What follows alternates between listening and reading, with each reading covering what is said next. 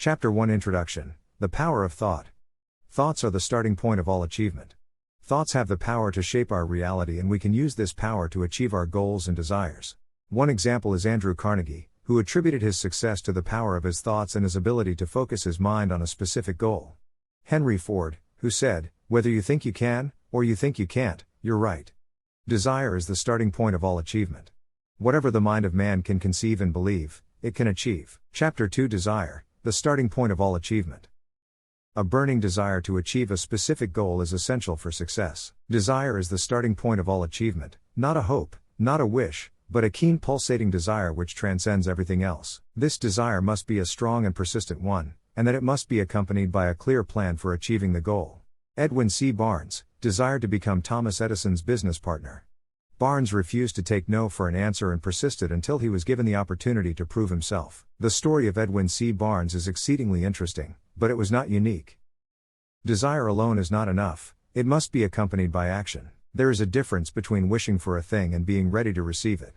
No one is ready for a thing until he believes he can acquire it. Chapter 3 Faith, Visualization of and Belief in Attainment of Desire. Faith is the eternal elixir that gives life, power, and action to the impulse of thought. Faith is the basis of all miracles, and all mysteries which cannot be analyzed by the rules of science. Faith is not limited to religious belief, but rather, it is a state of mind that can be developed and strengthened. Henry Ford, who had faith in his ability to create an affordable car for the masses, despite being ridiculed by his peers. Another example is Thomas Edison, who had faith in his ability to create a working light bulb, despite numerous failures. Visualization is the process of forming a clear and vivid mental picture of what one desires.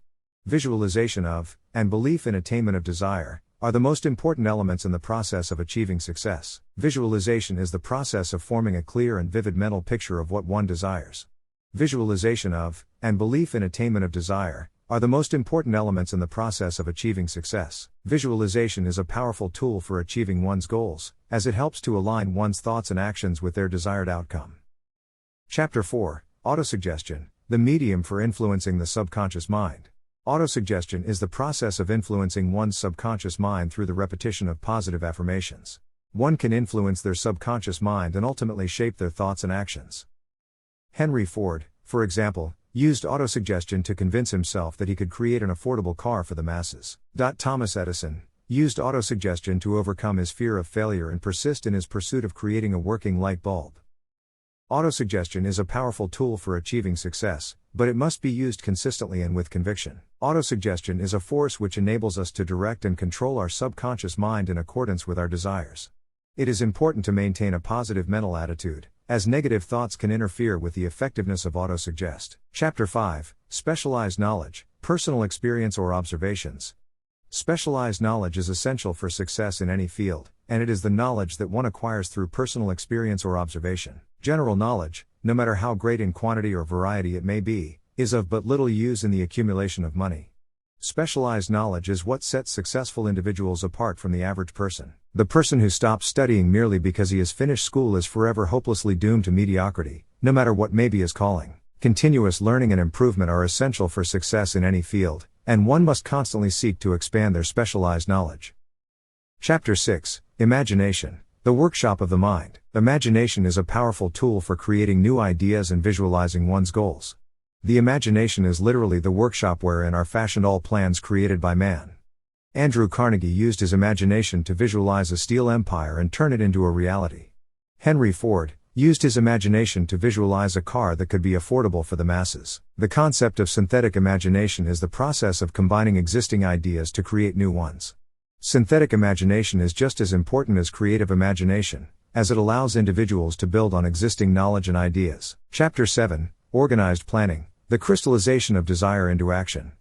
A desire for success is not enough on its own, one must have a plan for achieving their goals. All great achievements begin with an idea, but the idea alone is not enough. It must be organized, and then followed by action. The starting point of all achievement is desire.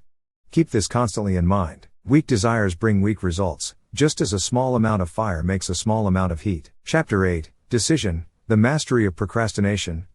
Indecision and procrastination are major obstacles to success, and successful individuals are decisive and take action quickly. Analysis of several hundred people who had accumulated fortunes well beyond the $1 million mark disclosed the fact that every one of them had the habit of reaching decisions promptly, and of changing these decisions slowly, if and when they were changed at all. When one is truly ready for a thing, it puts in its appearance. Victory is always possible for the person who refuses to stop fighting. Chapter 9, Persistence, the sustained effort necessary to induce faith. Many people give up on their goals too quickly, often just before they are about to achieve success. Before success comes in any man's life, he is sure to meet with much temporary defeat, and, perhaps, some failure. Desire is the starting point of all achievement, not a hope, not a wish, but a keen pulsating desire which transcends everything else. He argues that a mastermind group can help individuals achieve success by providing access to specialized knowledge, encouragement, and accountability. He argues that a mastermind group can help individuals achieve success by providing access to specialized knowledge, encouragement, and accountability. The human mind is a composite of the minds of all the people who have influenced us. We form our own minds by the information we feed into it. Chapter 11, The Mystery of Sex Transmutation. Sexual energy is one of the most powerful forces in human nature, and it can be transmuted, or redirected, to other areas of life, such as creative endeavors, business ventures, and other pursuits. The emotion of sex contains the secret of creative ability. Hill provides several examples of successful individuals who have harnessed sexual energy for achievement, including artists, writers, and business people. He also emphasizes the importance of having a definite purpose and a burning desire for success, as these are key to successfully transmuting sexual energy. Sexual energy should be controlled and harnessed in a positive manner, as misuse can lead to negative consequences. Sex energy is the creative energy of all geniuses. There never has been, and never will be, a great leader, builder, or artist lacking in this driving force of sex. Chapter 12, The Subconscious Mind, the Connecting Link. The subconscious mind is the connecting link between an individual's thoughts and actions. The subconscious mind is more susceptible to influence by impulses of thought mixed with feeling, or emotion, than by those originating solely in the reasoning portion of the mind. Successful individuals have used the power of their subconscious mind to achieve success. Important to control one's thoughts and emotions to ensure they are aligned with one's goals and desires.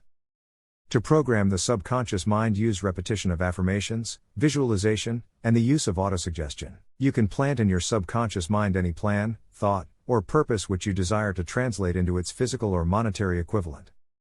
Chapter 13, The Brain, a broadcasting and receiving station for thought. The brain is both a broadcasting and receiving station for thoughts.